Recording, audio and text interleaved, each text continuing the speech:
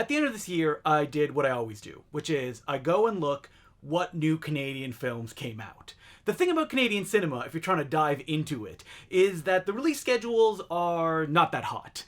Sometimes films will win Canadian Screen Awards, and they are still not available to the general public. Well, while I was looking through the list, I came across a picture called The Kid Detective. Now, I read the premise and I got a little bit worried because it was about a young kid detective that is now old and is a sad sack.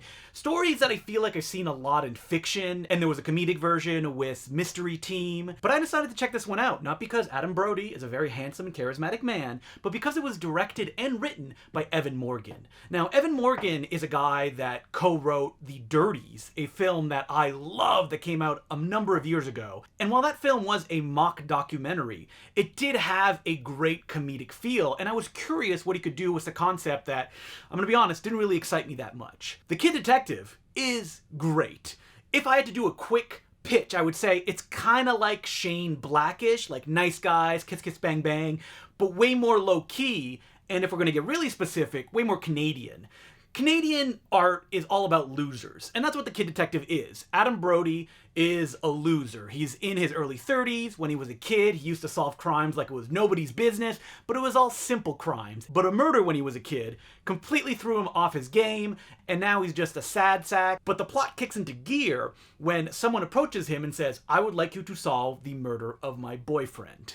From there, the film turns into not only a great neo-noir detective movie, with Adam Brody using tricks that he's been using his entire life from being a kid detective, but it's also a slyly funny picture, beautifully lensed in Ontario, Canada. Even though American money gets shared around, what is the deal, Canadian films? Just set your films in Canada!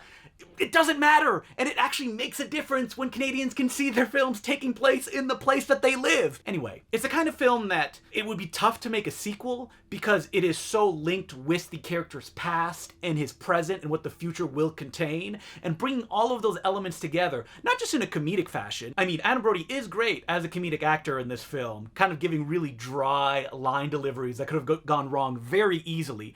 But the film also builds up to a kind of surprisingly tense and dramatic conclusion. And it's these kind of films, the kind of unassuming ones, that when you just look at the cover and it looks like something that you would find at Walmart, that actually contain something that genuinely feels like a passion project. Considering this is the feature debut of Evan Morgan, it makes me really excited to see what he's gonna do next. But in the moment, you have The Kid Detective to watch. It is incredibly well reviewed. I haven't heard anybody that didn't like it, especially if they like the stuff that I mentioned before, Shane Blackish stuff, Canadian losers, different enough from The Nice Guys or Brick or even Zero Effect. And you got yourself a movie that could only really be made in Canada that I gotta recommend. So if you enjoyed this video, please check me out on the Important Cinema Club every week. It's a podcast I do that goes into all sorts of cinema. You can find the link below. And make sure to subscribe to this channel to check out other reviews, recommendation lists, all the sort of stuff that you see in film-related movie, video, whatever this is.